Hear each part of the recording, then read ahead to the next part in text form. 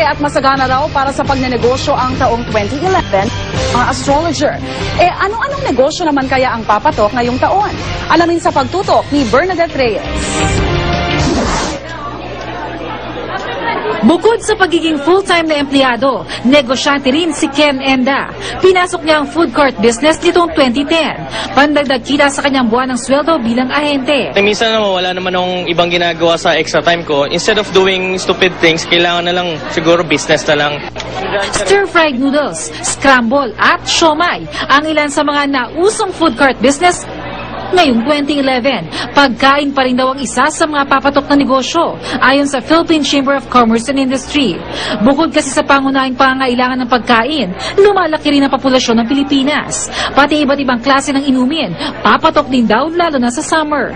Kung first time mo magnegosyo, maaari ka mag-franchise, isang sistema kung saan kumita na ang negosyo o bumenta na ang produkto o serbisyo kaya madaling sundan at palaguin. Sa halagang 21,888 pesos, maaari na makapagsimula ng isang collapsible food cart business. Depende sa pwesto, maaaring kumita ng 3,000 hanggang 5,000 pesos kada araw. Yung ating profit is mataas. At the same time, mababa yung capital natin. Sa franchise is hanapan ng magandang pwesto para mabilis yung ROI. Magiging hit din daw ang mga negosyo na may kinalaman sa kalusugan. Halimbawa, ang spa business. I have a good friend, he operate a spa.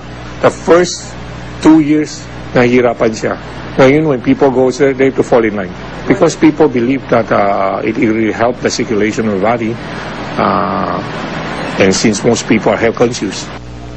Dahil marami na rin naglipa ng spa ngayon, mahalagang magdagdag ng bagong serbisyo tulad itong tinatawag na bedrock bathing mula Japan na nakakatanggal daw ng pananakit sa katawan sa pamamagitan ng paghiga sa mainit na bato. Marelax sila dito, tapos mga body pains nila matatanggal. Para mas lumaki ang kita sa darating na 2011, mayroong mga negosyo na maaaring pagsamahin tulad itong spa na mayroong katabing salon kung saan matapos magpamasahe, maaari na rin magpaganda at magpagwapo ang mga customer.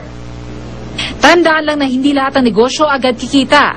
May pagkakataong maaaring malugi, kaya naman kailangan din ng puso ang pagnenegosyo. Pag-isipan nyo rin kung ano yung gusto nyo, yung passion nyo, kung ano yung gusto nyo i-business, kung ano pong food. Lahat naman ng business dapat tinututukan natin kasi hindi magsasucceed ang business kung papabayaan lang natin.